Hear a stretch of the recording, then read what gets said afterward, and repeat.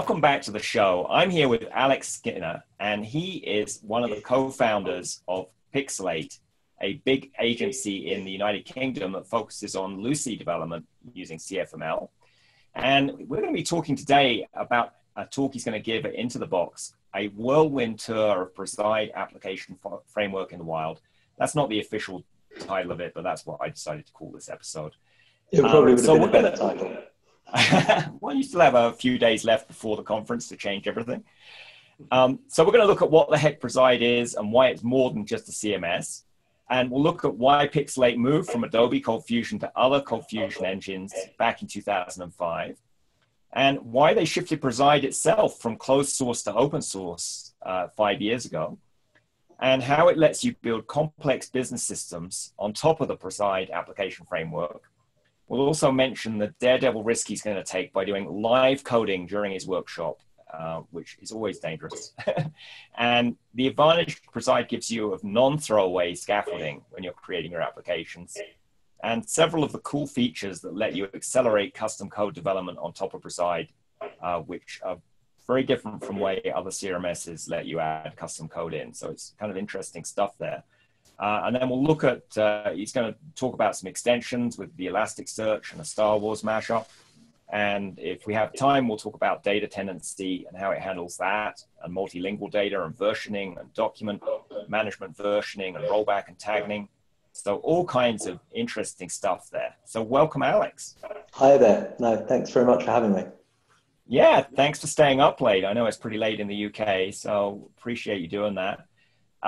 So I think the question is, what the heck is Preside? Because not everyone uses it. It's not the most popular application framework CMS out there. No, it certainly isn't. And I mean, there is what is Preside now versus what it was historically. So historically, in 2002, we were using a number of large content management systems. We were implementing those for clients, and these were big ticket items, and we had a subset of clients that could afford those kind of systems, and the rest of people couldn't. And we were building applications with ColdFusion.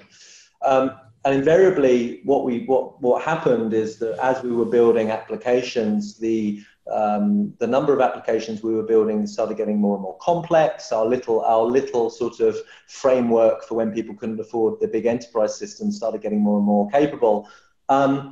To the point where eventually we got to the point where we sort of thought, well, actually, we're not far away now, and the amount of functionality we need to add to sort of compete with the bigger systems is really quite thin. So back in the day, it was, enterprise content management. It had a license. We did relatively well, selling it into some quite large organizations. But time moves on, and essentially we've gone through a bit of a journey with ColdFusion. So we were very, very excited about the Java move. We saw the development on 7. When different versions came out, we started losing faith a little. I think it's fair to say that we're a little uninspired by the releases, and we started weighing up our options. So back in 2005, we went on a bit of a non-Adobe ColdFusion journey, which pretty much went through all of the sort of options available from sort of BlueDragon.net, BlueDragon J2EE, through Open BlueDragon. Then we discovered Railo, and now we're on to Lucee, and now we are a 100% Lucee shop that's really behind, and we're obviously a member of LAS and very focused on Lucee. So right now we have a team, and I have to do my fingers and toes counting in terms of people, but I think we have around 20 production staff. They're all Lucee developers, or all Lucee and Preside developers.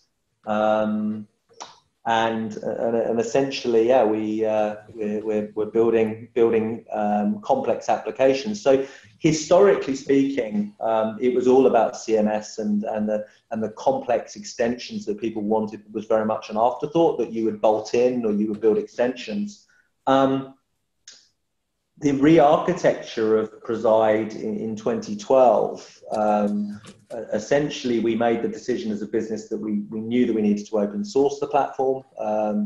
We looked at all the different content management systems available at the time. We made a very conscious decision that we didn't want to use those. I mean, we've been doing CMS for the best part of 15 years. So, we've got some pretty strong opinions about how things should be, I guess.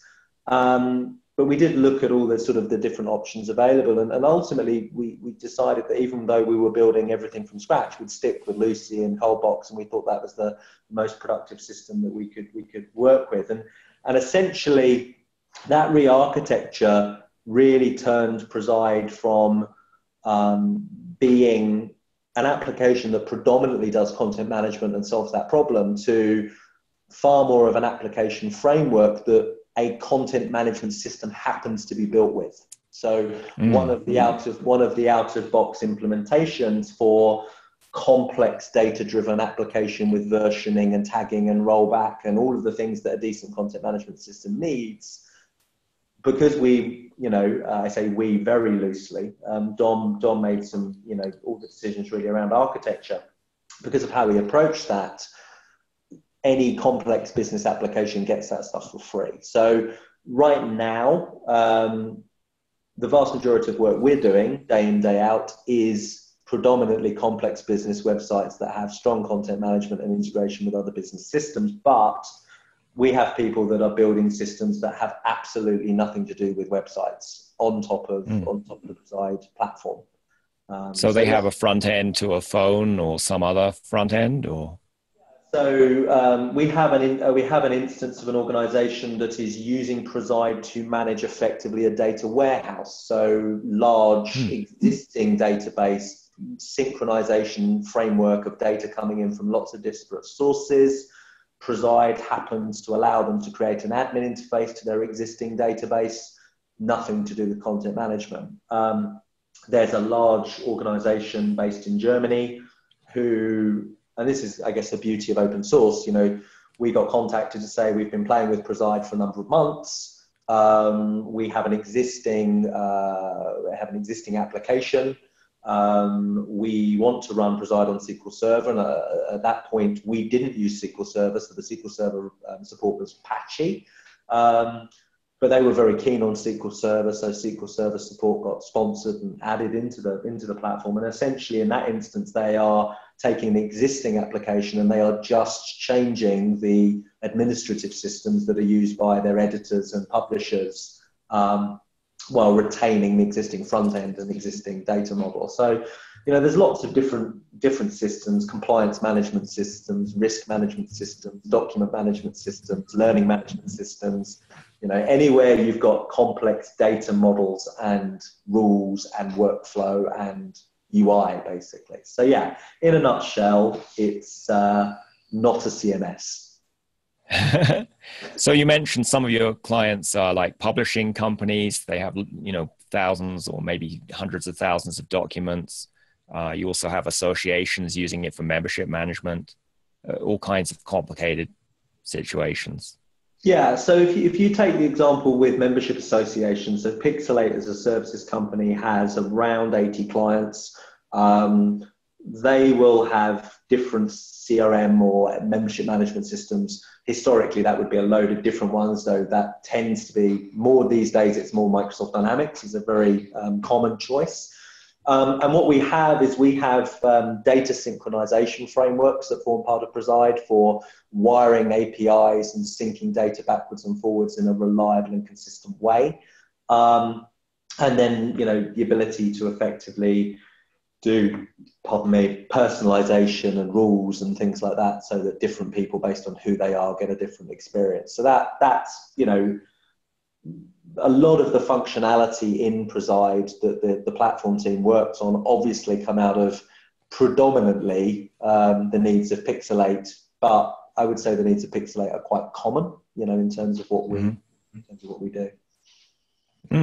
So you mentioned you didn't by default use Microsoft SQL Server. Were you using MySQL or some other open source SQL? Or? Yeah, we like MySQL. We use MariaDB. Things like we're working on an application at the moment where they want it to be fully redundant all the way down the stack. So that's multiple load balancers, active, passive, multiple web servers. But they want active database clustering, and that's something that SQL Server never been particularly good at. Galera clusters and things like that, working quite nicely. And then what's the rest of your stack? So you've got Preside is on top of ColdBox, is on top of Lucee. And then what are you using for the web server? Tomcat, Nginx, and then effectively Linux. We like. So it's all open source. Yeah, as much as possible. I mean, a lot of the people that we work with, Preside marries very well with platforms like Microsoft Dynamics, because Microsoft Dynamics has similar concepts around the ability to create custom entities, and that maps very well to Preside's concepts of custom entities as well. We interoperate with non-open source systems, but our stack is open source, absolutely. Great. So you mentioned that you moved your code to open source. I talked in depth with Dom Watson about that in episode 7 of this podcast. But what was the business reason for going to open source? He gave the technical reasons, that the code was a bit of a mess and it needed totally redoing. And you wanted to... Yeah, I mean, it's difficult, right? Because, I can be very honest looking back right now at that code base. It's like trying to have to admit that your child is ugly or something, right? It's not something... I can say that certainly hitting the delete key was definitely the right decision. Building it on top of ColdBox was the right decision. I think ColdBox is vastly superior to any of the other MVC-based frameworks out there, and I don't think that's just Lucee. I think that's across the board. I mean, the main reason was that, for whatever reason, the marketplace. If we look at, we work with organisations that go out through formal tenders. A lot of the consultants that were involved in the procurement processes around these big systems were advocating, either open source, so the comfort factor of, should you fall out with your agency, you can take this elsewhere, which, of course, we all understand the practicalities of that, really. But, we want ubiquitous platforms, right? So, things like Sitecore, Kentico, Umbraco, these platforms that are very, very popular. The nature of the work that we do is that, the CMS is around, 30% of it, and 70% of it, of the build, is custom work. So what we were doing is we were saying, okay, well, people seem to be shifting towards open source. We want to make sure we think we've got something to offer in that regard. For us as a business, the revenue for the CMS element of the deal was not an insignificant amount of money, but it wasn't a huge percentage. So we were sort of saying, well, actually, if we, giving away the CMS, we still have maintenance contracts, we still have support contracts and whatnot, and SLAs. So invariably, it's just shifted the makeup of our deals rather than actually reducing revenue, that kind of thing. So that was one thing, was really just to sort of move with the times. And I think on the web side of things, closed source platforms on the web are pretty much dead. Obviously excluding Adobe ColdFusion, which has a beautiful and bright future. But, I think there is really a shift from commercial systems for mainstream development. So that was the main reason. So you mentioned that a lot of the work is doing custom code. Tell us a bit about how Preside makes it easy to build a complex business system on top of it, and how that compares to your typical CMS. Well, I think a lot of CMSs are Obviously, they're solving problems. They are more or less opinionated about different things, perhaps. Maybe some configurational options around how you can solve certain problems. But more often than not, when you are wanting to extend the application, there are hooks that you can call, or there are certain points or interception points where you can bolt your stuff in. And you might use, in other systems, you might use Framework 1, or you might use whatever, in Sitecore, you might use .NET MVC, to build your application and sort of make it interoperate with the content management system. But there is a clear sort of dividing line between the two platforms. And we see examples of that on the open source systems where you install a WordPress plugin and you get an additional menu item within the admin. Right. So for us, how productive we are in building the 70% is what matters, because that is where our profitability comes from. So what we were looking at is saying, well, much like the commercial, I would say well-architected systems in the commercial space like Dynamics, you are building your custom applications on top of our platform. You're not building it next to it. We don't get in your way. If you are a ColdBox developer, you write ColdBox, and you happen to get a load of clever superclasses and clever service layers that allow you to do multi-tenancy, multilingual, Elasticsearch integration, all of the things that we need within the content management part of the application, you kind of get access to for free. So that means that certainly for the types of applications we build, we've been able to build things, 5 times quicker than some of our competitors, and that directly translates into, being quite competitive in that regard. So it's really around that sort of unique architecture, and just to cover that a bit more, we came up with some specific concepts like cascading inheritance, whereby you can inject or override any part of the Preside application simply by convention. You can override extensions provided by other people by just decorating or overloading the parts of that extension that you don't like. So there's a lot of work gone into the architecture. And I would say, I'm sure Dom wouldn't agree, but I would say that for me, it feels like in some cases there's been some happy accidents where I'm not sure at the very beginning of the journey we necessarily realized what we were going to get, but some really good architectural decisions in the beginning have really paid dividends. So yeah, and I think for us, we've had instances where we had a very, very large deal that we went for, and they loved what we were saying, and they were going to select us, and effectively they then said, look, you told us in your presentation that, how could somebody else work with this platform should we fall out of love with Pixelate? I said, well, look, a competent developer given a week's worth of training could build applications with Preside, right? I said this during a pitch. And that came back to not bite me, because, it worked out very well in the end. But essentially they came back and said, okay, well, we want to test you on that. So they sent us a .NET developer for a week who'd never touched Lucee before. And in 3 days, Dom trained him on Lucee and Preside and ColdBox in a kind of a deep dive.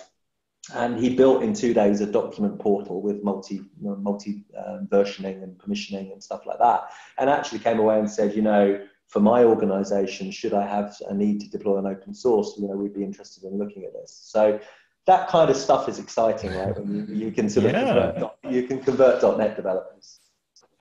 Come from the dark side.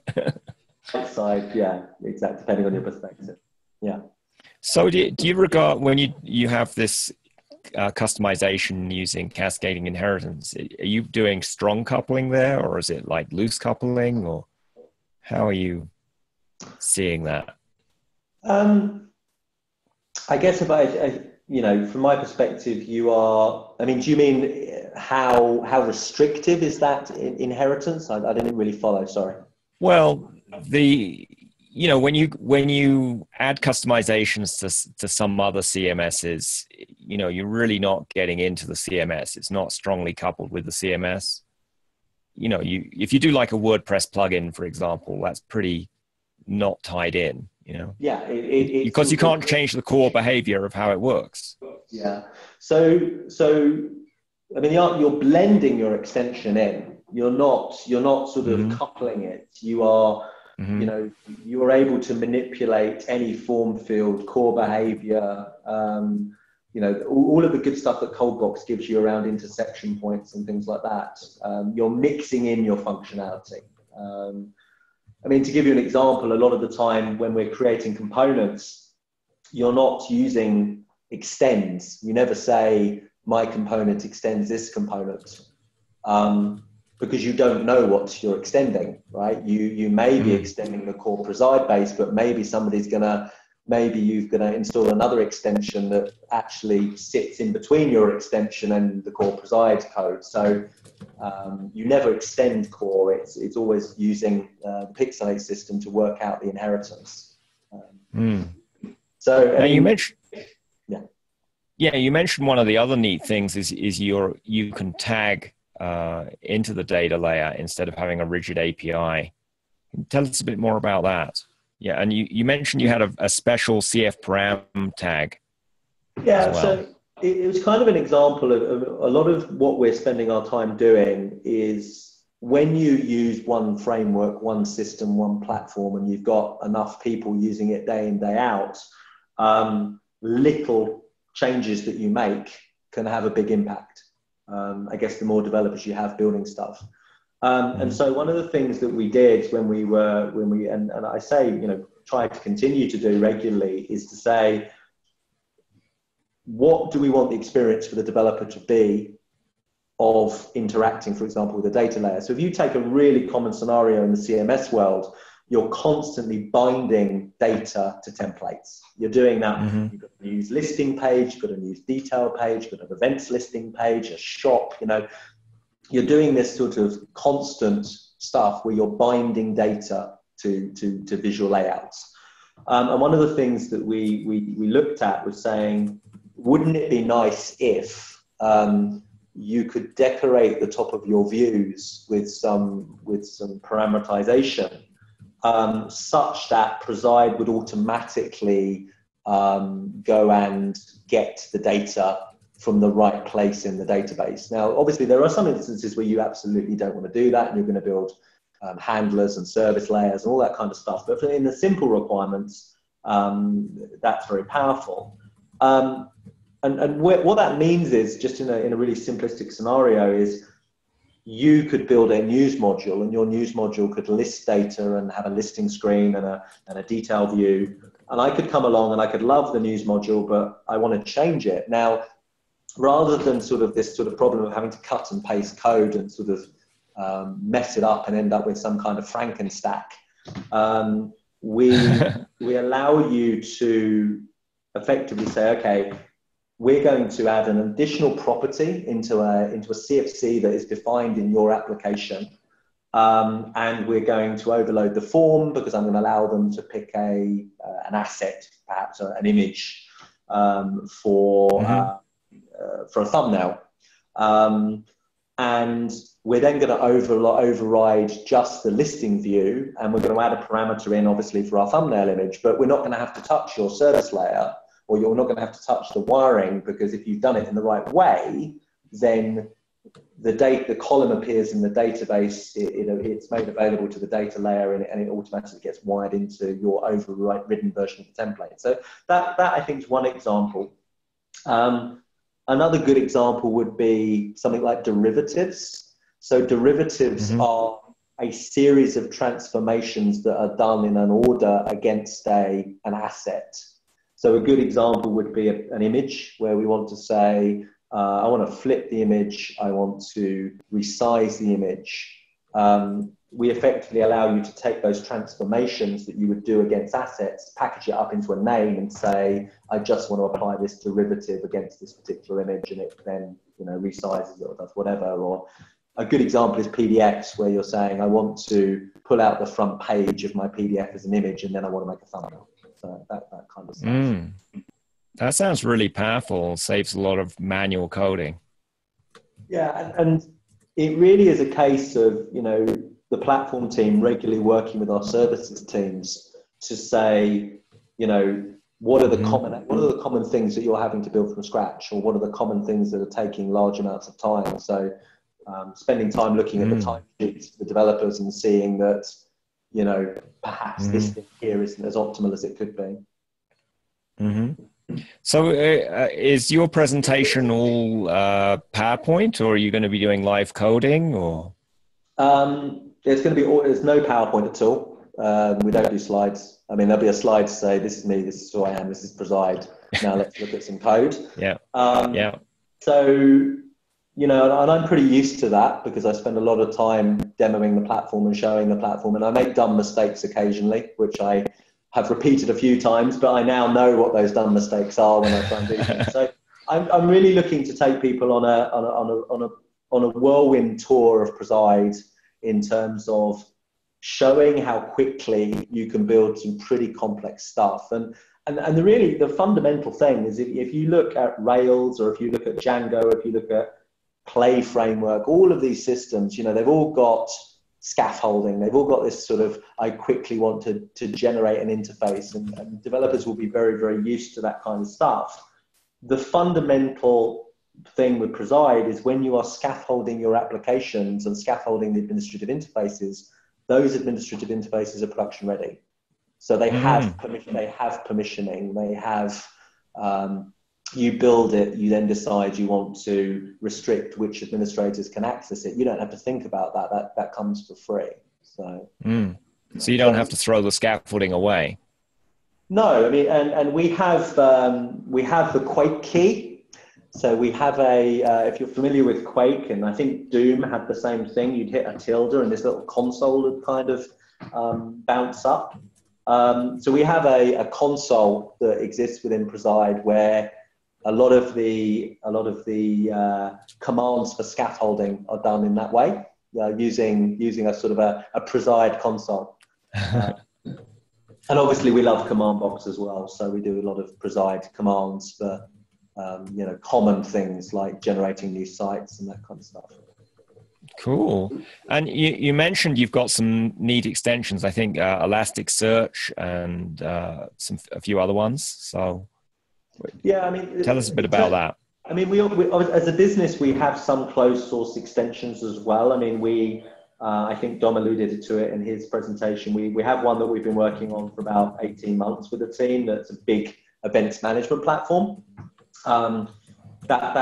That's an extension, but it's not really, I guess, relevant to the Preside community. The main ones that we have an open source, a very simple CRM that we're going to be releasing open source soon, which is just really sort of extending basic, user contact management activities, that kind of thing. We have extensions that we have things that started as extensions that have come into core. One of those would be the Task Manager extension, which allows you to create scheduled tasks, and we create all the interface around being able to see the scheduled tasks, set them up with cron tab and see them running and stuff like that. I think the Elasticsearch one is one of the ones that has sort of paid the most dividends, I suppose, for us as a business. So what that allows you to do is define your data layer across your application, your various sort of tables and CFCs and whatnot. And once you install the extension, you can then decorate the properties of your component and say which ones of these you want to be searchable and how you want them tied into a search index. And then what we'll do is automatically keep your data up to date with an index in Elasticsearch. So that's a pretty powerful thing. Makes building the kind of applications that we build very quick. Yeah. It's neat. So I know we only have a few minutes left. You mentioned Preside supports data tenancy, slicing up the database between different users. What are some of the things that lets you do? So I guess with the sort of move towards containerization, when people have the need to have multiple tenants or customers within their sort of software as a service businesses, they may choose, I guess, to use more complex orchestration and run up different systems for different clients and things like that. In a really sort of simplistic sense, we have instances where we want to have multiple sites within one platform for one client, different hierarchies, different brands, maybe different audiences. And we may want to have a single database table to manage products or manage news or whatever the content hierarchy content model that we're creating might be. But then we might want to make it so that when you're on one site, you only see the news for that site. When you're on the other site, so you're segmenting or tenanting the data. Effectively by just marking up the component with an attribute, we automatically do that for you. For sites. We changed it recently, basically on the request of somebody in the community that's using it, in order to extend that tenancy and make it more powerful. So you could define your own tenancy slices. I mean, typically, if you're building SaaS applications where you want to slice and dice the data and have different views on it and be able to sort of segment it with permissioning, then that's really the benefit. And then it also supports versioning of the data if you've got lots of different versions of a document or data, multilingual, exactly, all kinds of.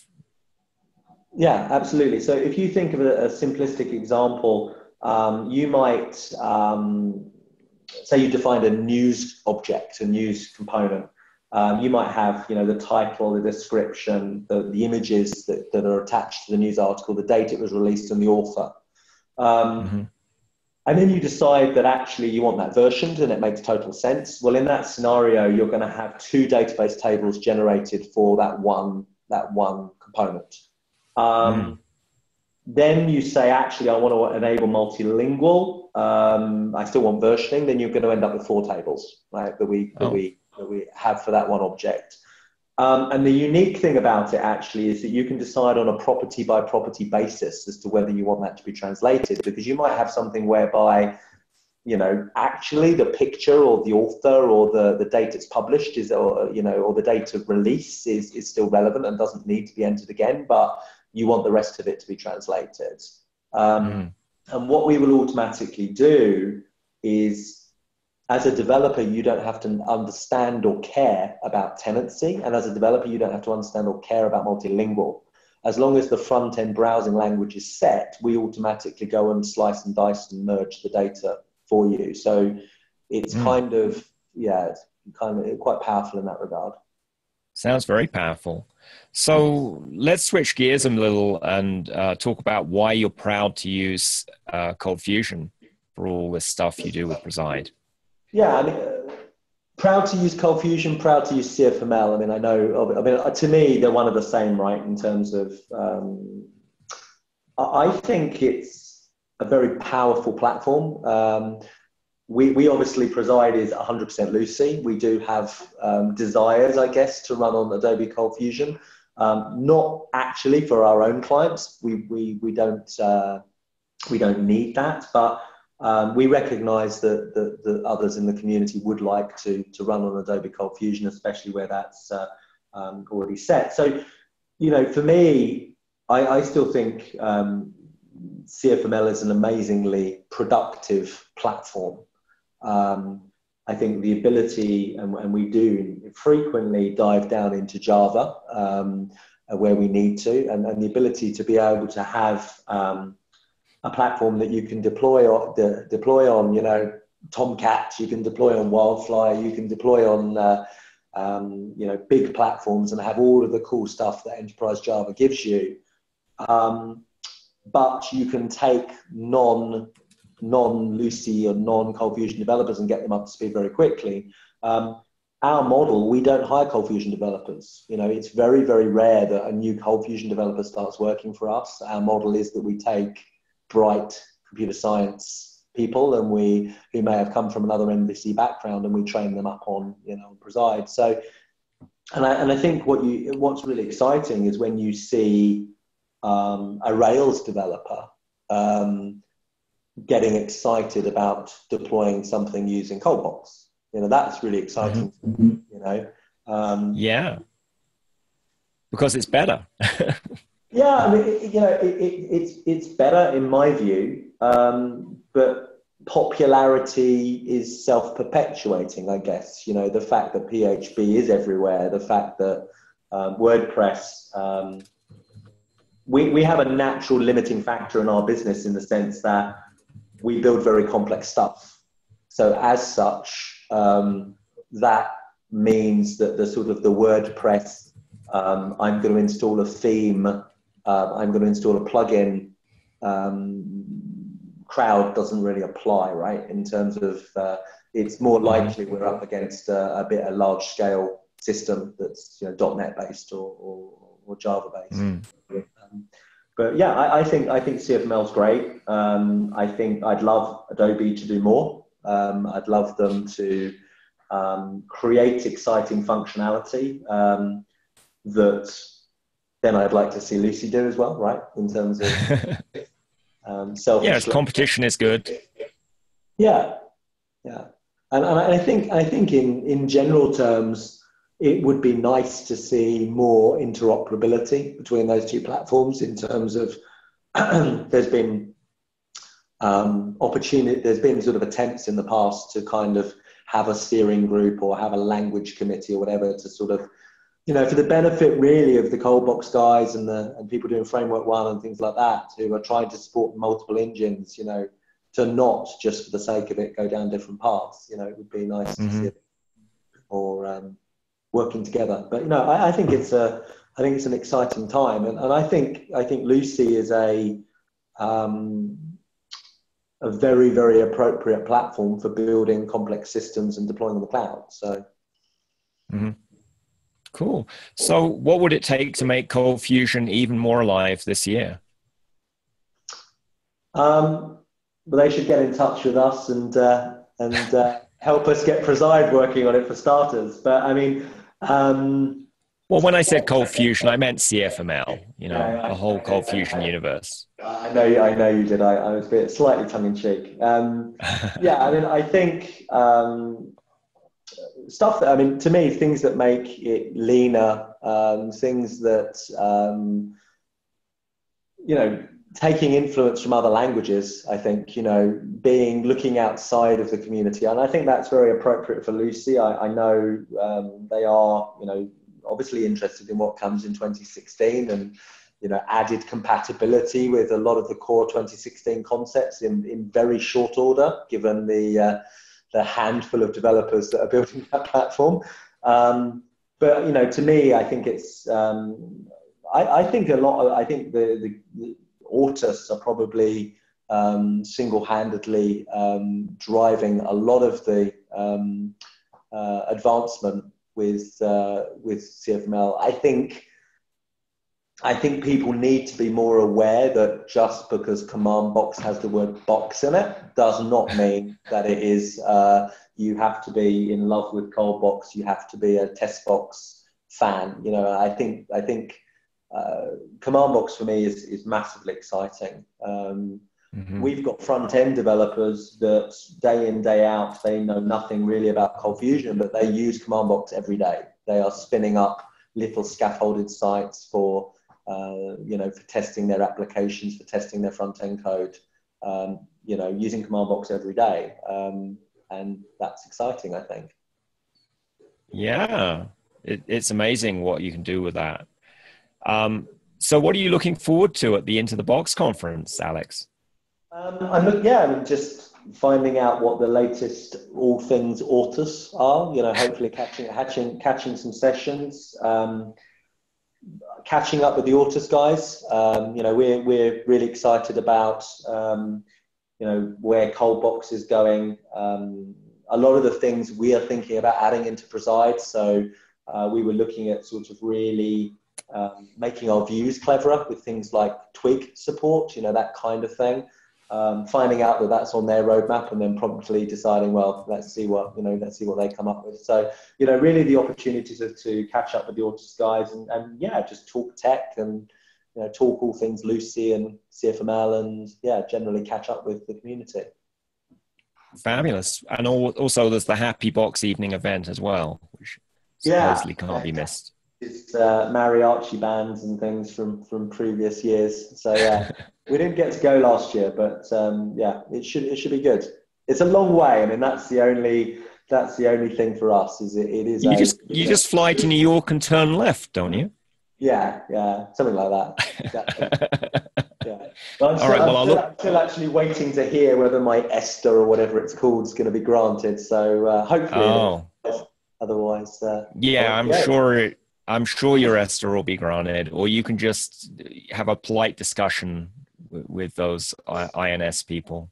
Yeah, exactly. No, they're human beings after all, so I'm sure it'll be fine. Yeah, they are. Yes.